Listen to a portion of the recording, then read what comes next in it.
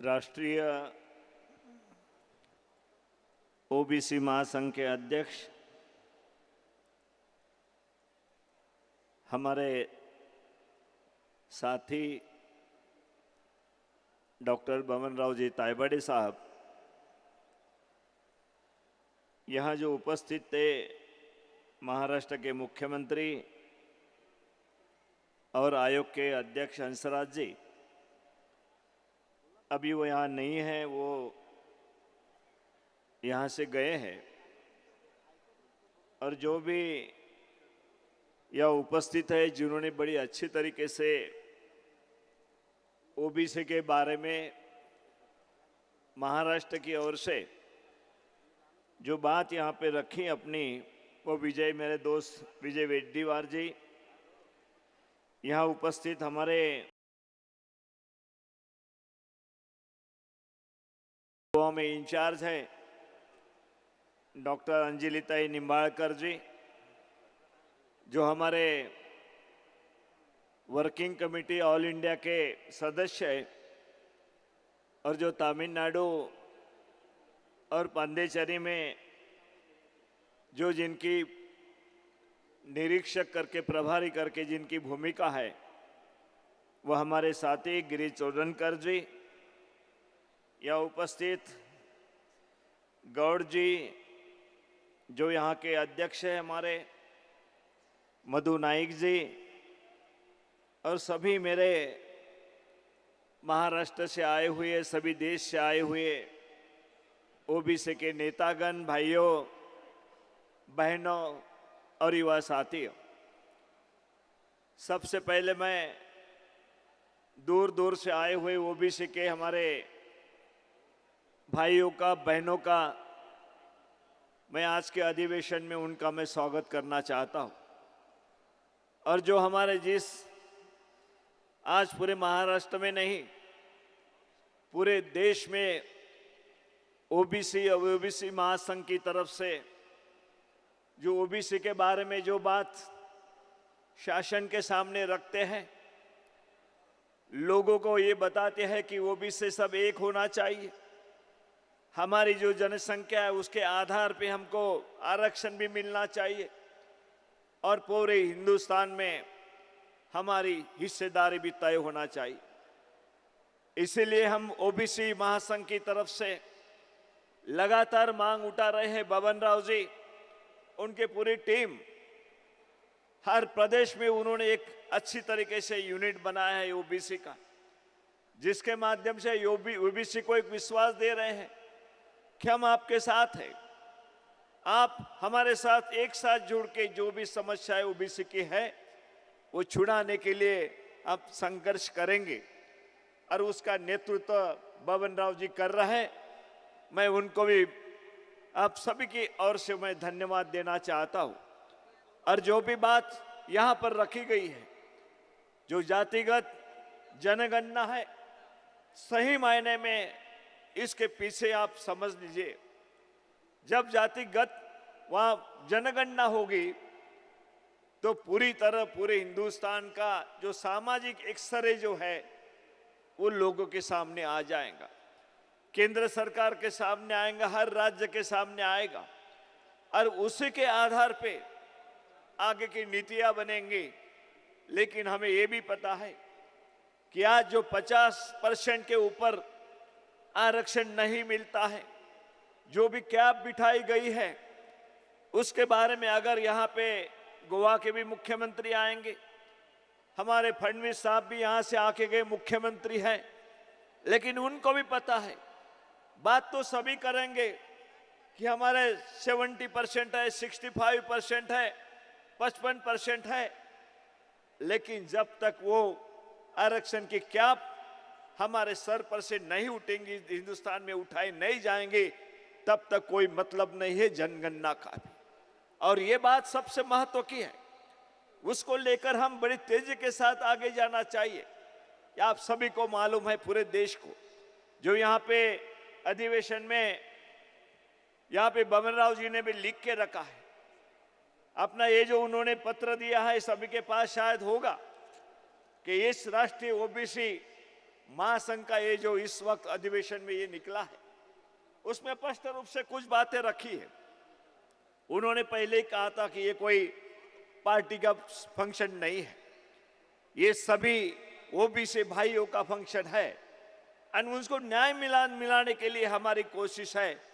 तो शायद आपने पढ़ा होगा इसमें जो बात उन्होंने रखी है, जो हर वक्त बमन राव जी तायवाड़े दिल्ली जाकर निवेदन देते थे सभी को कि हमें आरक्षण यहाँ ज्यादा मिलना चाहिए, 50% के ऊपर हमको वहां पे जो कैप है वो उठाना चाहिए।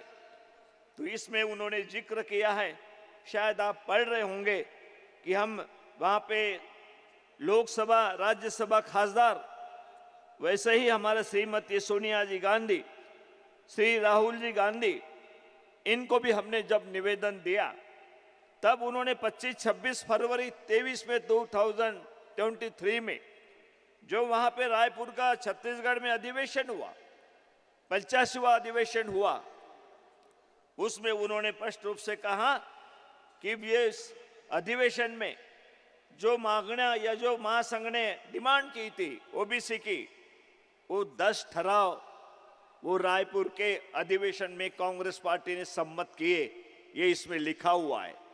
उसमें स्पष्ट रूप से कहा है कि जो बात आज बड़ी तेजी के साथ चल रही है, राहुल जी गांधी लोकसभा विरोधी पक्ष नेते, इतर पक्ष संसदीय आघाडी के खासदार सदस्य जातीय जनगणना करण्यात यावी, ये उन्होंने जो कहा था वो 25-26 2023 में ये डिसीजन रायपुर के सभा अधिवेशन में कांग्रेस पार्टी ने किया था। उसके बाद ये जो 50% आरक्षण कमाल मर्यादा है वो हटाई जाना चाहिए, केंद्रीय ओबीसी मंत्रालय स्थापना करना चाहिए, अनुसूचित जाति जमाती ओबीसी समान प्रतिनिधित्व देना चाहिए। केंद्र सरकार ने बाद में अभी 2025 में इसके बारे में कि हम जातिगत जनगणना करेंगे, लेकिन ये जो जनगणना हो रही है भाइयों, आप समझना चाहिए कि अभी क्या पूरे देश में किस बात की चर्चा चल रही है। आज ओबीसी के जनगणना की चर्चा चल रही है, लेकिन जनगणना किस तरीके से हो, आपको पता है कि तेलंगाना में मैं भी जैसे आज गोवा में इंचार्ज हूं, वैसा कांग्रेस पार्टी की तरफ से तेलंगाना में मैं इंचार्ज था। वहां पर 1.5 साल तक मैं वहां पे रहा और रहने के बाद में वहां पे गवर्नमेंट आई और उस वक्त हमने स्पष्ट रूप से कहा था, सभी भाषा आपने निकाल कर देखिए, तेलंगाना के हमारे स्पीच 2023 में हर स्पीच में राहुल जी गांधी ने कहा था कि हमारी सरकार यहां पर आएंगे तो हम पूरा इस प्रदेश का एक्सरे करेंगे, ओबीसी यहां पर जितने वो सामने आएंगी, सब जाति जनजाति जितने भी है, कितनी पिछड़ी है, कितने आगे है, एजुकेशन में कितना पिछड़ापन है, कौन से इसमें कितना पिछड़ापन है, हम ये स्पष्ट रूप से लोगों के सामने रखेंगे और हमारी गवर्नमेंट आने के बाद वो लागू करेंगे। और आपको शायद पता होगा ओबीसी यहां पर सभी भाई बैठे हैं, तेलंगाना में वहां के मुख्यमंत्री रेवंत रेड्डी जी और हमारे डिप्टी सीएम वहां के हमारे भट्टी जी, उन्होंने पूरी जातिगत जनगणना करने का निर्णय फरवरी में 2025 में लिया, ये सभी को पता है। और जातिगत जनगणना करने के बाद उन्होंने सिस्टम बना दी, लोगों को क्वेश्चंस किए कि क्या किस तरीके से जनगणना होनी चाहिए। तो लोगों ने जो बात कही वो सब पूरी बातों को लेकर 56 ऐसे उन्होंने कॉलम बनाए और 56 कॉलम बनाकर उन्होंने पूरे प्रदेश की जनगणना की। उसमें से पूरा एक्सरे सामने आया है लोगों के, क्या है तेलंगाना में, कितनी जाति कौन सी है, कितनी ओबीसी कितने, 56% ओबीसी ने के लिए, और पिछड़ा वर्ग सब एससी एसटी ओबीसी ये सभी वर्ग कितने हैं, जो दबे हुए वर्ग है, जिनकी आर्थिक स्थिति ठीक नहीं है, एजुकेशन में पिछड़ापन है, जहां पर हमारे मंत्रालय में हमारे अधिकारी कोई नहीं है, सेंट्रल में यहां पर जो पैसा बांटा जाता है उसमें हमारे कोई लोग बैठे नहीं है, वो परसेंटेज निकालने के बाद सबकी आंखें खुली है। ओबीसी एससी एसटी माइनॉरिटी वहां पे 2% भी सत्ता की इसमें नहीं है, ना उनके हाथ में कोई खर्चा है। इस तरीके से सर्वे जब सामने आया तो सबकी आंखें फटी रहेगी। हमारी वो कोशिश है। राहुल जी बार बार इस बात को दोहराते हैं कि हमें पूरे देश का इस तरीके से सर्वे हमको करना चाहिए, जनगणना उस तरीके से होनी चाहिए जो तेलंगाना में हुई। मैंने अभी हमारे बबन राव जी को कहा, तायवाड़े साहब, कि आप तेलंगाना ने किस तरीके से जातिगत जनगणना की है वो देख लीजिए। पूरे का पूरा एक्सरे सामने आ गया है, सबके आंखें फटी रह गई है। हम ये दे रहे हैं, हम वो दे रहे हैं, हम ये कर रहे हैं तुम्हारे लिए, इतना पैसा दिया है, 1000 करोड़ दिया है, 500 करोड़ दिया है। लेकिन लाखों करोड़ बांटने के सेंट्रल के गवर्नमेंट के जो वहां पे सेक्रेटरी है, जो सेक्रेटरी ज्यादा नहीं, जिनके हाथ में पूरी देश का पैसा है, वो ज्यादा से ज्यादा 96 या 97 वहां पे बैठे हुए हैं। उनके हाथ में पूरे देश का पैसा है। किसको कितना देना है उनके हाथ में है। वहां उन्होंने 96 में से कितने लोग हो सकते हैं वो भी सीखे, कितनी जनसंख्या है, उसका एक्सरे होगा क्या नहीं होगा। तो उसमें जब देखा गया तो बड़े मुश्किल के साथ वहां पर 1-2 ओबीसी होंगे, एक आधा दूसरा एससी होगा, एसटी का तो सवाल ही नहीं, बाकी कोई भी दबे हुए समाज का कोई भी वहां पे प्रतिनिधित्व नहीं। कैसा बैलेंस रहेगा। कितना भी यहाँ पे बोले हम कि हमारे हाथ में गवर्नमेंट है, तो गवर्नमेंट की तरफ से ये देने जा रहे हैं, हम वो दे देंगे, एक मंडल बना देंगे, 500 करोड़ दे देंगे, 1000 करोड़ दे देंगे। लेकिन यहाँ जो तेलंगाना का एक्सरे निकला, वह सही में देखा जाए तो रेवंत रेड्डी जी वह रेड्डी समाज से आते, उच्च वर्गीय में से आते हैं, और उच्च वर्गीय से सिर्फ वहां पे जो परसेंटेज है वो सिर्फ 7% है। लेकिन उन्होंने तय किया कि राहुल जी गांधी ने उनको बताया कि भाई ऐसा नहीं चलेगा, तुम मुख्यमंत्री बने हुए, इसके बाद मैं जहां पर भी हमारी गवर्नमेंट है, मैं इस तरीके से एक्सरे निकालने को बोलूंगा वो राज्य में, और उसके तहत वहां पे आरक्षण मिलना चाहिए, सब सुविधा वो समाज को मिलना चाहिए, उस सभी समाज के लिए उतना खर्चा होना चाहिए, ये मैं वहां पे बताऊंगा। उसी तरीके से होना चाहिए। मुख्यमंत्री रहना है तो इस तरीके के आप काम करो, इस तरीके का सर्वे करो, इस तरीके से आप वहां लोगों की जितनी संख्या है उसके तहत उसका बजट उनको दो। ये यहां पर राहुल जी ने कहा था और हमारे रेवंत रेड्डी जी ने वहां पे करके दिखाया। और ये मैं बताना चाहता हूं, क्या यहां तक की बात नहीं रही, कोई बोलेगा कि भाई सर्वे तो कर दिया, वहां पर तो सर्वे हो गया, अब चांद बैठ जाएगा, किताब में पढ़ा है सर्वे, रिपोर्ट दे दी, खत्म हो गया। बात वैसी नहीं रही। आपको मालूम है कि वहां पे रेवंत रेड्डी जी ने कहा कि जितनी जनसंख्या है उतना मुझे मेरे तेलंगाना में आरक्षण देना है, उसका उतना पैसा मुझे देना है इसके लिए। लेकिन सेंट्रल गवर्नमेंट ने वहां पे उन्होंने भेजा, राष्ट्रपति की तरफ भेजा कि मुझे उसकी मंजूरात दो, और ओबीसी के लिए 42% वो आज के आज आरक्षण मिलना चाहिए तेलंगाना का। वो प्रस्ताव के लिए वो वहां जंतर मंतर में दिल्ली में उपोषण को बैठे, कल आपको मालूम होगा। ये सच्चाई है, इस तरीके से काम होना चाहिए। नहीं तो हम डिमांड करते हैं बबन राव जी, आपको बड़ी अच्छी तरीके से आपने आगे बढ़ाए सभी बातें, लेकिन हमको ये दिया, 50 दिए, 25 दिए, ये छोड़ दो, 2 ही बातें आप करवा लो। पूरे देश में हर समाज का एक्सरे होना चाहिए, और फाइनेंस जो भी पैसा है वो सब समाज में उस तरीके से बांटना चाहिए।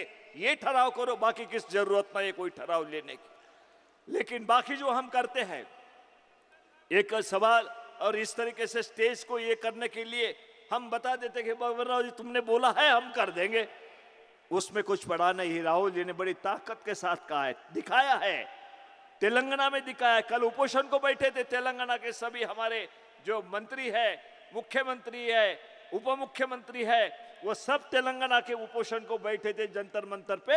हमने ये सर्वे किया है उस सर्वे के आधार पे हमको पैसा देने दो, आरक्षण उनके लिए देने दो, लेकिन वहां से कोई तस का मस नहीं हो रहा है। ये हमें आगे बात चलानी है।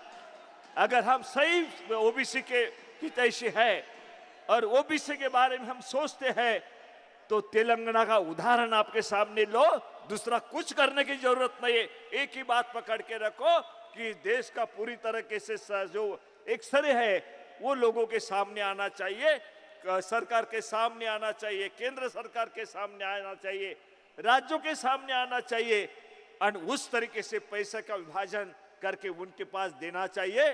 नहीं तो हमने ये छोटा सा दे दिया, अब सभी बातें हैं उसमें। आप तेलंगाना का आप भी पढ़ लीजिए, कौन सी बातों का सर्वे हुआ आपको आश्चर्य होगा। उसमें लिखा हुआ एक हम बार बार बात करते हैं हम करते हैं कि हमारे हर स्टेट में हमारा जो भाषा है उसकी बात होनी चाहिए, जरूर होनी चाहिए। ये महाराष्ट्र मराठी की प्राथमिकता देनी चाहिए। कोई कर्नाटक है, कर्नाटक के वहां प्राथमिकता, हर कोई स्टेट की वहां भाषा है तो अग्रक्रम से वहां पे ये करनी चाहिए। लेकिन सही मायने में तेलंगाना में जो बात निकल के आई है उसमें एक बात स्पष्ट आई है कि जो भी इंग्लिश में पढ़ाई जिसने की हो, जो नहीं की हो उसी स्टेशन में हो, लेकिन जो प्रगति की है उसने जो वो आगे चला गया है, तो जो इंग्लिश नहीं आता है, इंग्लिश आने वाला है दुगना आगे चला गया है, वो भी सर्वे उन्होंने निकाला है। इंग्लिश ये बच्चों को पढ़ाना कैसा जरूरी है। हम कनेक्ट होंगे तो नए युग से के साथ होना चाहिए। ये हिंदी मराठी इस तरीके से बात करके कि हमारी भाषा चलनी चाहिए, बराबर है कि महाराष्ट्र में मराठी चलनी चाहिए, हमको सबको आदर है। यहाँ पर जो भी है गोवा की गोड़वनी यहाँ पे भाषा चलनी चाहिए, आदर है।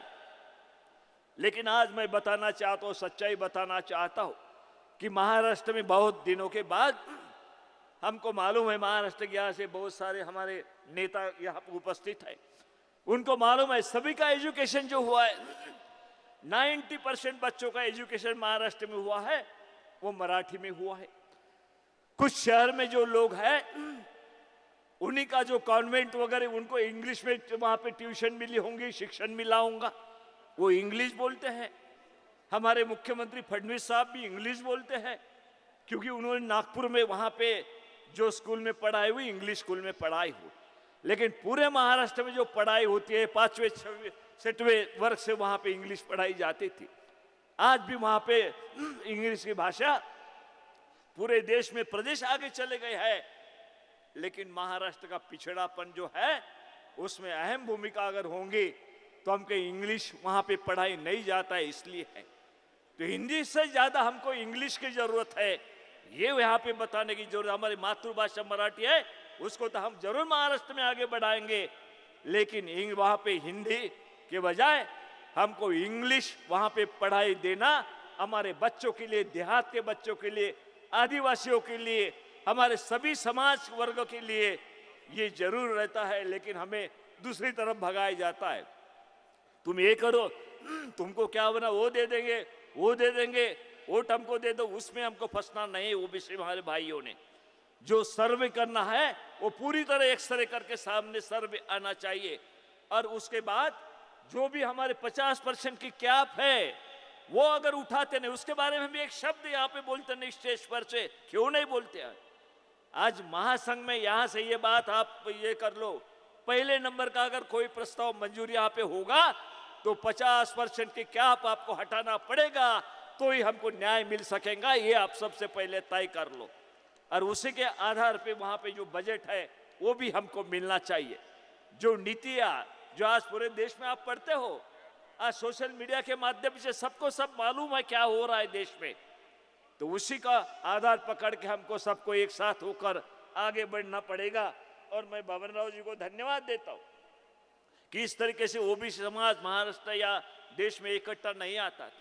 बड़ी मेहनत के बाद उन्होंने कई सालों से उनकी मेहनत है, उन्होंने उस तरीके से इशू जो भी छोटी सी बात है ये छूटना चाहिए, वो छूटना चाहिए। लेकिन बबन राव जी, महाराष्ट्र गवर्नमेंट क्या स्टेट गवर्नमेंट हमारा कुछ नहीं कर सकती है? ना यहाँ पे कोई स्टेट गवर्नमेंट करेंगी। इनको अगर झगड़ना है तो सेंट्रल के साथ झगड़ना पड़ेगा। जो तेलंगाना में जिस तरीके से वहां पे सर्वे हुआ है, जिस तरीके के एक्सरे हुआ है, वो 56 जो विषय है वही तरीके से सेंट्रल गवर्नमेंट ने करना चाहिए। ये एक बात पकड़ के रखिए। और दूसरी बात, जो 50% की कैप है वो पूरी तरह हटा दो। और सेंट्रल में वहां पे हमारा ओबीसी की मंत्रालय वहां होना चाहिए। या करने से कोई फायदा नहीं है। एससी एसटी को जो बजट मिलता है उसी संख्या के आधार पे ओबीसी को उतना ही सेंट्रल से बजट मिला तो छोटी मोटी स्टेट लेवल की बातें ऐसे छूट जाएंगी। पैसा रहेगा तो बात सुलझेगी। लेकिन हम इसमें खुश हो जाते हैं कि 2% बढ़ा दिया, 3% बढ़ा दिया, 2000 करोड़ दे दिए, 5000 करोड़ दे दिए। उसमें खुश होने वाली बात नहीं है। अपनी जो लाइन है, वो जो आपने जिस तरीके से राहुल जी गांधी और सोनिया जी गांधी के सामने रखने के बाद जो रायपुर में वहां पे अधिवेशन हुआ, उसमें जो कांग्रेस पार्टी की ओर से आपने जितने भी वहां पे दिए, सब के सब वहां पे मंजूर किए गए। मंजूरी नहीं, जैसा ही तेलंगाना आता है देश के सामने एक्सरे तेलंगाना का आपके सामने रखा है, उसी तहत आप चलो। ओबीसी की भलाई उसमें है। मैं महासंघ के इस अधिवेशन में बबन राव जी ने हमको बुलाया है, हमारे साथियों को बुलाया है। हमारे साथ जो ऑल इंडिया कांग्रेस कमेटी के जो सेक्रेटरी है अंजलि जी निम्बाड़कर, डॉक्टर कर्नाटक के हैं, वो भी एमएलए थे, वो भी यहाँ पर मेरे साथ उपस्थित हुई है। लेकिन मैंने कहा उनको कि बात करो, महिला हमारे बगैर ज़्यादा है। उन्होंने कहा कि नहीं, गिरीश चौधनकर जी यहाँ के हैं, नेता है, ओबीसी के नेता है, वो बात यहाँ पर करेंगे। और इसी बात को लेकर मैं ये कहना चाहूँगा कि बबन राव जी आपको बहुत बहुत धन्यवाद। विजय रेड्डीवार जी, आपने जिस तरीके से सबको एक मजबूती के साथ ओबीसी महासंघ के साथ जोड़ के रखा है, मैं आप सभी को, इस कमेटी के सभी लोगों को धन्यवाद देते हुए मेरे 2 शब्द खत्म करता हूँ। और ये ओबीसी के बारे में इतना ही कहना चाहता हूँ कि ओबीसी महासंघ जिंदाबाद करके मैं करूँगा, तो आपने जिंदाबाद करके ना, ओबीसी महासंघ, ओबीसी महासंघ जिंदाबाद। थैंक यू, धन्यवाद बबन राव। धन्यवाद आदरणीय माणिकरावजी ठाकरे साहेब। एक सूचना है, नाही सर,